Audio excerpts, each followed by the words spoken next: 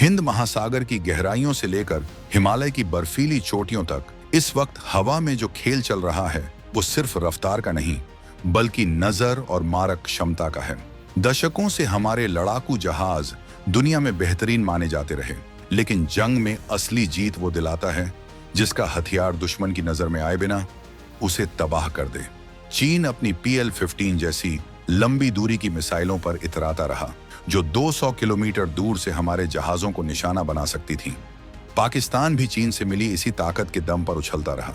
जवाब में हमारे राफेल और मिग पर लगी थीं फ्रांस की मीका मिसाइलें, जिनकी हद सिर्फ 80 किलोमीटर थी। ये एक ऐसा मिसाइल गैप था जो जंग के मैदान में पासा पलट सकता था। दुश्मन देख सकता था, मार सकता था और हम जवाब देने के लिए उसके नजदीक जाने पर मजबूर थे। लेकिन अब ये खेल हमेशा के लिए बदल चुका है। DRDO की टॉप सीक्रेट लैब से निकलकर भारत का वो ब्रह्मास्त्र एक्टिवेट हो गया है जिसकी रेंज 160 किलोमीटर से भी ज्यादा है।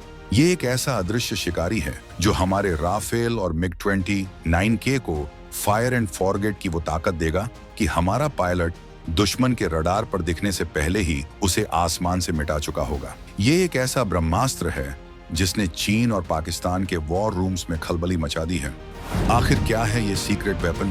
कैसे ये भारत के राफेल और मिग को अदृश्य शिकारी बना देगा?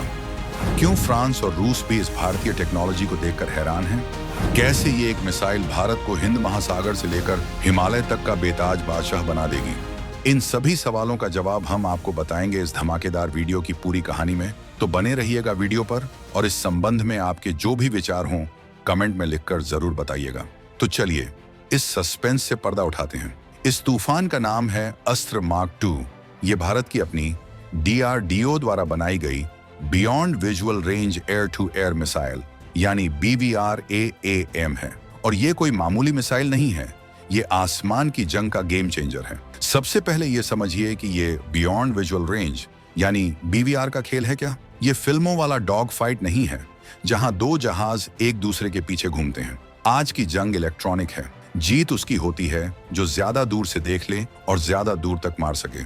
यहीं पर भारत पिछड़ रहा था। जैसा कि हमने बताया, हमारे राफेल पर लगी मीका मिसाइल की रेंज थी सिर्फ 80 किलोमीटर, जबकि दुश्मन की PL-15 मिसाइल 200 किलोमीटर से ज्यादा दूर तक मार कर सकती थी। इसका सीधा मतलब ये था कि चीनी या पाकिस्तानी पायलट हमारे जहाज को लॉक करके मिसाइल दाग सकता था, जबकि हमारा पायलट खतरे से अनजान अपनी गश्त पर होता। ये एक ऐसी खतरनाक खाई थी जिसे भरना भारत के लिए जिंदगी और मौत का सवाल बन गया था।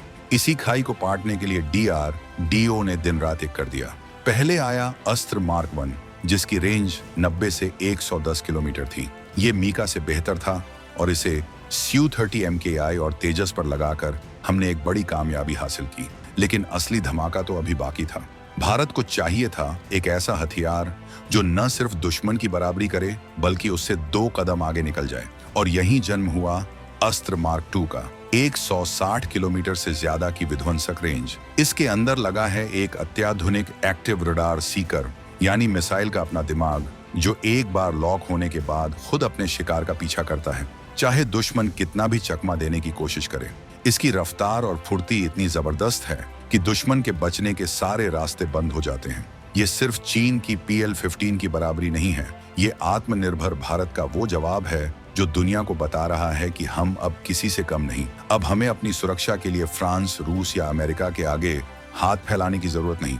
हम अपना अस्त्र खुद बनाते हैं और ये अस्त्र दुश्मन के दिल में खौफ पैदा करने के लिए काफी है। अब इस खेल के सबसे बड़े मोर्चे यानी हिंद महासागर की बात करते हैं। यहाँ हमारे 2 महाबली तैनात हैं, INS विक्रमादित्य और INS विक्रांत। ये सिर्फ एयरक्राफ्ट कैरियर नहीं है, ये समंदर में तैरते हुए भारत के वो किले हैं जो चीन के स्ट्रिंग ऑफ पर्ल्स के घमंड को तोड़ने के लिए काफी हैं। लेकिन एक किले की असली ताकत होते हैं उसके लड़ाके। अभी तक विक्रमादित्य पर तैनात थे हमारे MiG-20 9K फाइटर्स। ये बेहतरीन जहाज हैं, लेकिन इनकी भी वही कमजोरी थी, पुराने रूसी मिसाइलें। भारत ने यहाँ एक ऐसा दांव चला जिसने सबको चौंका दिया। इसी साल 2025 एरो इंडिया शो में दुनिया ने पहली बार एक MiG-20 9K को देखा, जिसके पंखों के नीचे कोई रूसी हथियार नहीं बल्कि भारत का अपना अस्त्र मार्क 2 लगा हुआ था। ये सिर्फ एक नुमाइश नहीं थी, ये चीन और पाकिस्तान के लिए एक खुला संदेश था। भारतीय नौसेना ने ऐलान कर दिया कि कि वो अपने MiG-29 के पूरे बेड़े को इस देसी ब्रह्मास्त्र से लैस कर रही है। ये काम आसान नहीं है। मिसाइल को जहाज से जोड़ने का मतलब सिर्फ नट बोल्ट कसना नहीं होता। इसके लिए MiG-29 के रूसी झुक एमई रडार को अस्त्र के दिमाग के साथ बात करना सिखाना पड़ता है, जो एक बेहद जटिल इंजीनियरिंग का काम है। लेकिन खबर है कि ये इंटीग्रेशन का काम तूफानी रफ्तार से चल रहा है और अगले 1 साल 2026 तक में इसके असली फायरिंग ट्रायल्स भी शुरू हो जाएंगे। ये इस पुराने बाहुबली MiG-29 के में एक नई जान फूंक देगा। वो अब 160 किलोमीटर दूर से ही दुश्मन के जहाजों या पनडुब्बी रोधी विमानों को समंदर में डुबो सकेगा। लेकिन नौसेना का असली मास्टर स्ट्रोक तो अभी बाकी था। भारत ने फ्रांस के साथ 26 राफेल एम लड़ाकू जहाजों का $7.5 बिलियन का सौदा अप्रैल 2025 में फाइनल किया। ये जहाज 2029 से INS विक्रांत पर तैनात होने शुरू होंगे और यहाँ नौसेना ने जो होशियारी दिखाई वो काबिले तारीफ है। उन्होंने फ्रांस से साफ कह दिया कि हमें राफेल एम पर तुम्हारी मीका मिसाइल चाहिए ही नहीं। हम इन जहाजों को पहले दिन से ही अस्त्र मार्क II के साथ लैस चाहते हैं। सोचिए, एक देसी मिसाइल के लिए हमने एक विदेशी सप्लायर को मना कर दिया। ये है नए भारत की ताकत। इसका फायदा ये होगा कि नौसेना के पास MiG-29 के और राफाल एम दोनों पर एक ही कॉमन मिसाइल होगी। इससे लॉजिस्टिक्स, ट्रेनिंग और रखरखाव का खर्च आधा हो जाएगा। ये एक ऐसी फौलादी दीवार है जिसे हिंद महासागर में कोई पार नहीं कर पाएगा।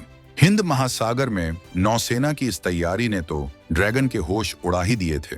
लेकिन असली घबराहट तो तब मची जब भारतीय वायुसेना IAF ने अपना सबसे बड़ा पत्ता खोला। हमारे 36 राफेल जो अंबाला और हाशिमारा में तैनात हैं, वे चीन और पाकिस्तान के लिए पहले ही एक बुरा सपना बने हुए थे।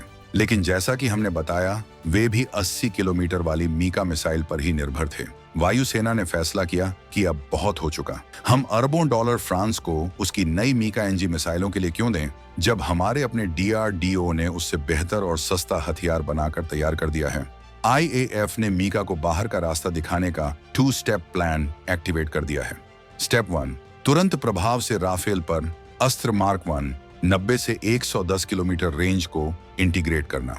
ये मिसाइल पहले ही Su-30 MKI और तेजस पर अपनी काबिलियत साबित कर चुकी है। इसके लिए सारे अप्रूवल मिल चुके हैं। ये कदम उठाते ही हमारे राफेल की मारक क्षमता मीका के मुकाबले बढ़ जाएगी। स्टेप 2, असली किलर मूव।